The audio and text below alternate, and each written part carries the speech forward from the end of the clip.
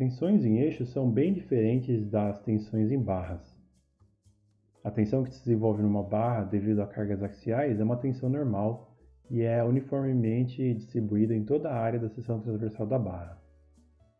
A tensão que se desenvolve num eixo devido a cargas torsionais é uma tensão de cisalhamento e não é uniformemente distribuída na seção transversal do eixo. Ela varia linearmente com a posição dentro do eixo, de forma que é nula no centro do eixo e é máxima na superfície externa do eixo. Nós tínhamos obtido essa expressão para as tensões de cisalhamento em um eixo, e aqui você pode ver a variação linear da tensão com a posição R dentro do eixo. E claro, a tensão de cisalhamento também varia ao longo de x da forma como o momento torsor interno varia com x. No caso das barras, em que a tensão era o esforço axial interno dividido pela área da barra, o formato da seção transversal não importava. Não importava se a seção era quadrada, redonda, furada ou irregular, só importava o valor da área. Agora, no caso dos eixos, a gente vê que a tensão de cisalhamento do eixo depende também do formato da seção transversal, conforme indicado pelo momento polar de inércia. Um eixo maciço sem furo no meio vai ter um certo momento polar de inércia e um certo nível de tensão. Um eixo de diâmetro externo maior, mesmo que tenha um furo no meio e a mesma área, pode ter um momento polar de inércia maior, e nesse caso vai estar sujeito a um nível de tensão menor. Daí uma boa forma de diminuir o nível de tensão em um eixo é mudar o formato da seção transversal de forma que ela tenha um momento polar de inércia maior. A tensão de cisalhamento num eixo, que eu chamei de tal, é análoga à tensão de cisalhamento σxy, aquela que nós vimos que causa distorção no plano XY. O motivo da gente chamar essa torção eixo de tal e não de σxy é porque tal não corresponde exatamente a σxy. Tal é uma tensão positiva no sentido circunferencial do eixo. Cada ponto do eixo está sujeito a uma tensão tal que causa distorção nesse sentido circunferencial e não na direção dos eixos de coordenadas. Veja, por exemplo, a distorção no plano XY. Aqui eu apliquei um torque positivo no eixo.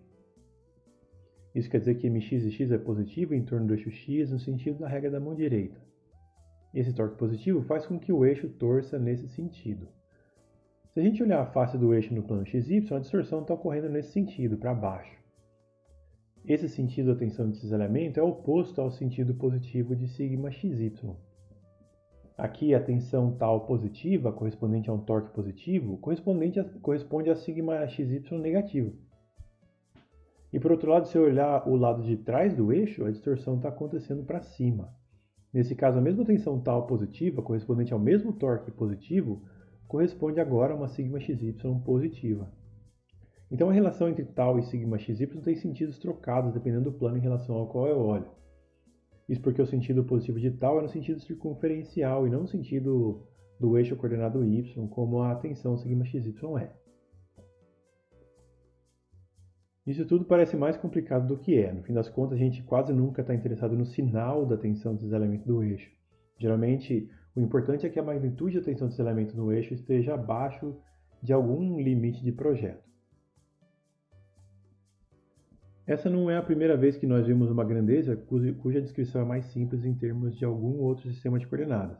No exercício 5.4, no capítulo sobre deformações, falava que um certo balão esférico era preenchido com ar e pedia para calcular como era a deformação do balão com o novo volume.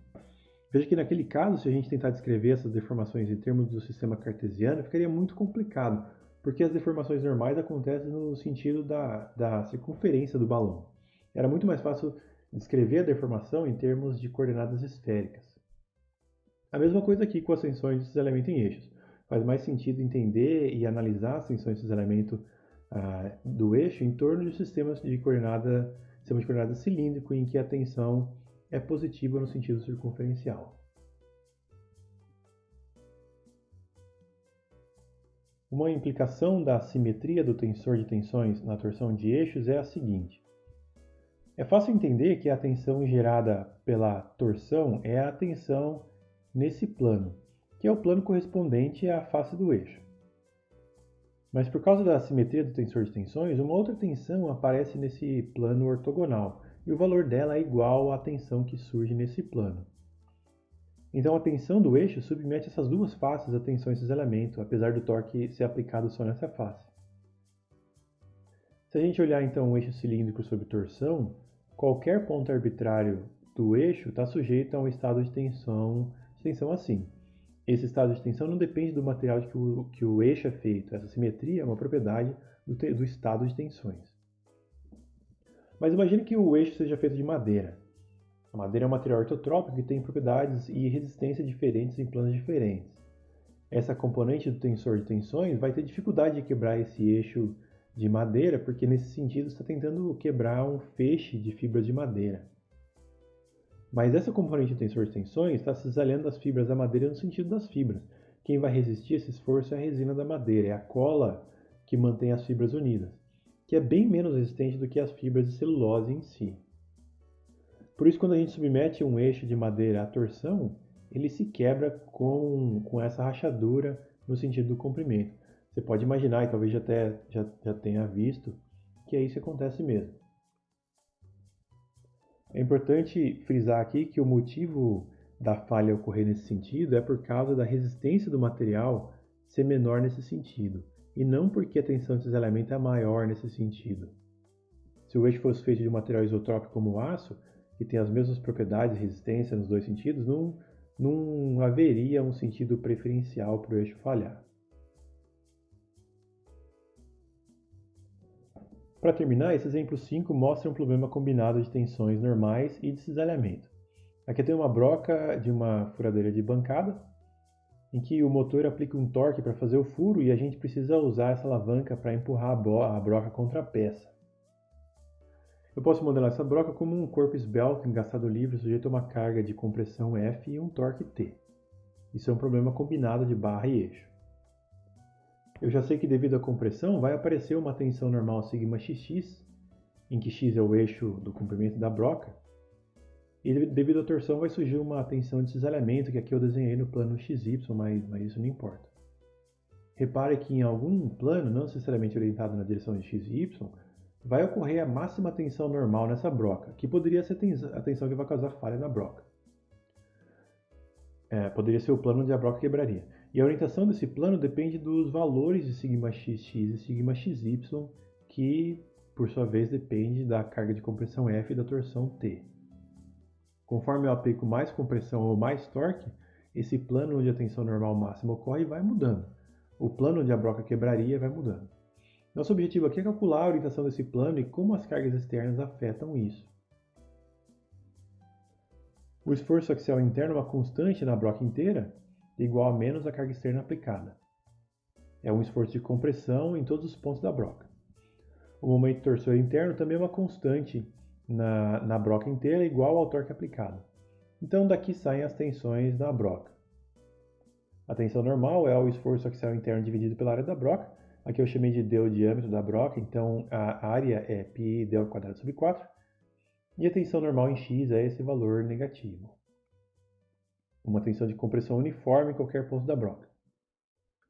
Já a tensão de cisalhamento devido à torção tem essa expressão. É igual ao momento torsor interno dividido pelo momento polar de inércia multiplicado pelo raio da broca, raio R. Aqui eu estou calculando a tensão de cisalhamento na superfície externa da broca. É o ponto onde a tensão de cisalhamento é máxima. O momento polar de inércia de um cilindro de diâmetro d sem furos é π vezes d²/32. E o raio externo é o diâmetro da broca sobre 2. Daqui eu tenho a tensão de cisalhamento na broca, que tem esse valor. O estado de tensão na parede da broca, então, pode ser descrito por esse tensor. A tensão normal em y é zero. Não tem tensão normal na direção de y. Aqui eu coloquei essas duas equações com esse termo em evidência. Para determinar o plano onde ocorre a máxima tensão normal na parede do eixo, eu posso usar o círculo de Mohr. O centro do círculo tem essa expressão, que dá isso. E o raio do círculo tem essa expressão, que dá isso. Veja que esse termo é igual ao centro do eixo. E o raio ainda tem mais esse outro valor somado. Então dá para ver que o módulo do raio é maior do que o módulo do centro do círculo. Então dá para saber que a tensão principal, σ1, vai ser positiva. Quer dizer, se eu somar x0, que é um valor negativo, com um valor positivo que é maior que x0, isso vai dar um número positivo. Vai dar uma tensão máxima, uma tensão normal máxima positiva. E a tensão principal, σ2, vai ser negativa. Estou subtraindo um valor negativo de outro valor negativo. O círculo de Mohr para um ponto da superfície externa da broca fica assim. O plano A, onde atua uma tensão normal e de cisalhamento, ambas negativas, está em algum lugar desse terceiro quadrante. E o plano principal está a 2θ do plano A. 2θ é 180 graus menos esse ângulo, que é o arctangente desse cateto, que é o módulo de σxy, dividido por esse cateto, que é o módulo de x0 menos σxx. Aqui está a expressão do ângulo θ no plano físico. Corrija essa expressão na apostila. E aqui eu só substituí o valor das tensões e simplifiquei. Corrija essa expressão na sua apostila também. Como a gente já visto, o ângulo onde ocorre a maior tensão normal na broca, que é o plano que a broca poderia falhar, depende de quanto torque e quanta compressão você aplica. Quanto mais compressão você vai aplicando, maior vai ficar essa tensão negativa e mais esse plano A vai tender à tensão máxima de compressão. E aí maior vai ser esse ângulo θ. E quanto mais torque você vai aplicando, maior vai ficando o raio do círculo e daí menor o ângulo θ. Mas eu fiz aqui alguns casos particulares. Primeiro, considere que a gente não aplica torque nenhum, só a carga de compressão. Esse é um dos casos particulares do círculo de Mohr que nós vimos. O plano A tem só a tensão de compressão e no círculo de Mohr é o plano principal σ2. Dá para ver no círculo que o plano de tensão normal máxima está a 180 graus do plano e a tensão normal lá é zero. Matematicamente, nesse caso em que o torque T é igual a zero, a gente tem a arctangente de zero, que é zero, e o ângulo cuja tangente é zero também. Θ então dá 90 graus, que concorda com o que o círculo de Mohr está falando. Então, nesse caso particular, em que não se aplica torque nenhum, a tensão máxima que ocorre na broca é zero e ocorre nesse plano ao longo do comprimento da broca. E aqui eu considerei o caso em que não se aplica compressão nenhuma, só torque. Esse também é um caso particular do círculo de Mohr que nós vimos. O plano A tem só tensão de cisalhamento e no círculo de Mohr é o plano de cisalhamento máximo. A máxima tensão normal ocorre a 90 graus do plano A no círculo de Mohr, que quer dizer que ela ocorre a 45 graus do plano A na broca. Matematicamente, nesse caso em que a compressão F é igual a zero, esse arctangente vai para infinito e o ângulo onde isso acontece é 90 graus. Então, θ dá meio de 180 menos 90 graus, que é 45 graus, que concorda com isso daqui. Então, nesse caso em que a gente só torceu a broca, ela falharia num plano inclinado a 45 graus. Com isso, a gente termina o capítulo 8. Você já pode fazer a lista de exercícios e a leitura complementar no final da apostila.